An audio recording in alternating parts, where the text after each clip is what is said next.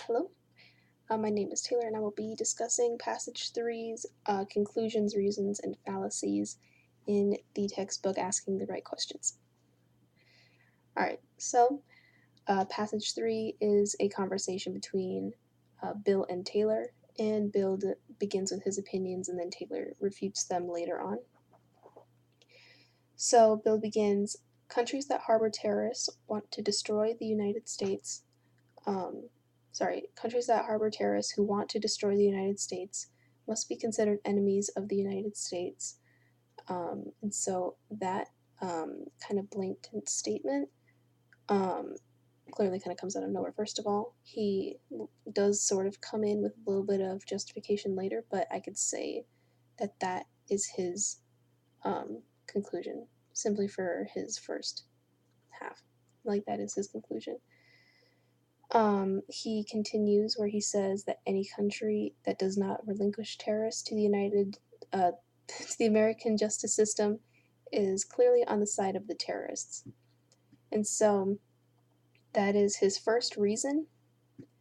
He believes that any country that doesn't kind of give up a terrorist would then be against America and rather side with the terrorists. And so he later goes on to say that basically if they don't side with America, then they are instead siding with crime, and they'd rather hide things like murder, thieves, and so on. So I can say that this first half of the passage is the fallacy that appeals to emotion. So it says that this one uses emotionally charged language to distract readers and listeners from relevant reasons as evidence. And so he does not give a lot of credible evidence, but he does instead focus on the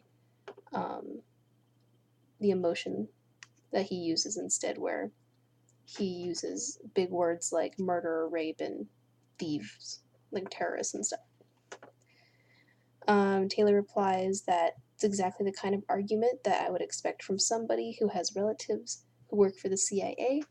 And so this one actually, I believe, relates more to, there's a fallacy that describes, it's like,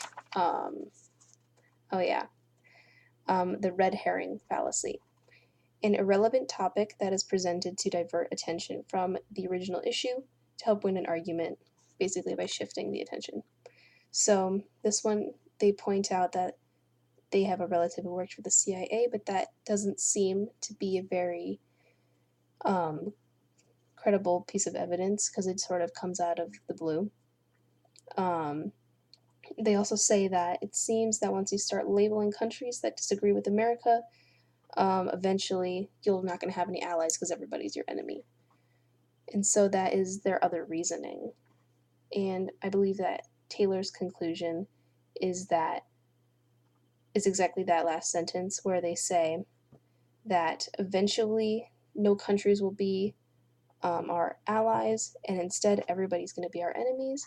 That is their conclusion for that one. All right, thank you.